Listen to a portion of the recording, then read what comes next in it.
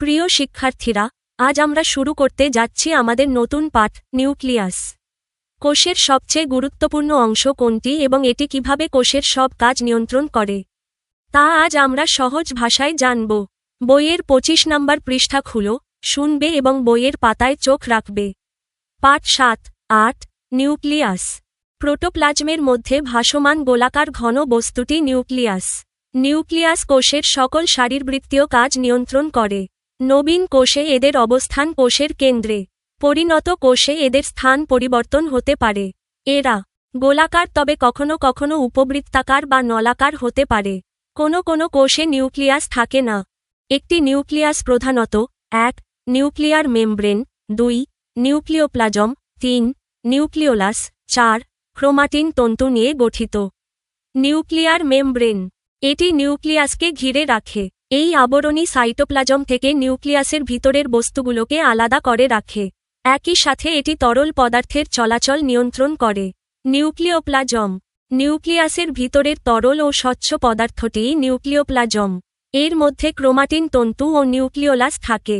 Nucleolus নিউক্লিয়াসের ভিতরে বিন্দুর ন্যায় অতি ক্ষুদ্র যে অঙ্গাণুটি ক্রোমাটিন তন্তুর সাথে লেগে থাকে, সেটিই nucleolus. Nuclear membrane, nucleolus, nucleoplasm, nuclear রন্ধ্র, ক্রোমাটিন তন্তু। চিত্র 3-5 একটি নিউক্লিয়াস। কাজ: মাটি দিয়ে নিউক্লিয়াসের একটি মডেল বানাও যাতে ক্রোমাটিন তন্তু ও নিউক্লিওলাস থাকবে।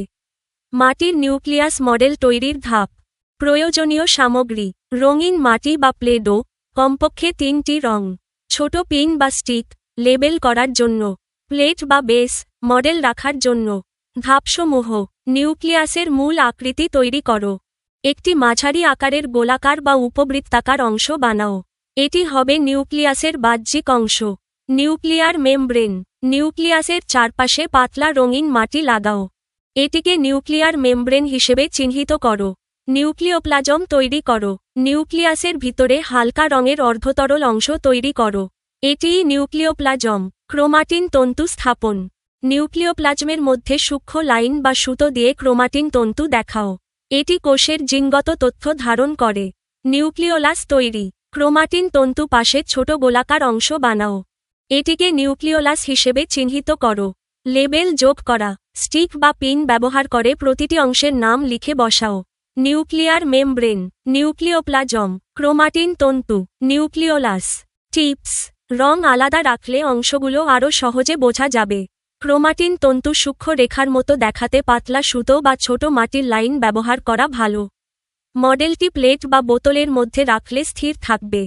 ক্রোমাটিন তন্তু: নিউক্লিয়াসের ভিতরে সুতার ন্যায় কুণ্ডলী পাকানো বা খোলা অবস্থায় যে অঙ্গাণুটি রয়েছে তাই ক্রোমাটিন তন্তু বলে। এটি জীবের বৈশিষ্ট্য বহন করে পরবর্তী প্রজন্মে নিয়ে যায়। এরা কোষের বৃদ্ধি বা যে কোনো ক্রিয়া বিক্রিয়া নিয়ন্ত্রণ করে।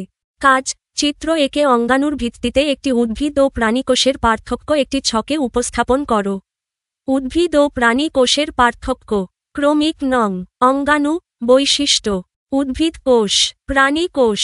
1. কোষপ্রাচীর, সেল ওয়াল, উদ্ভিদ কোষে আছে, প্রাণী কোষে নেই।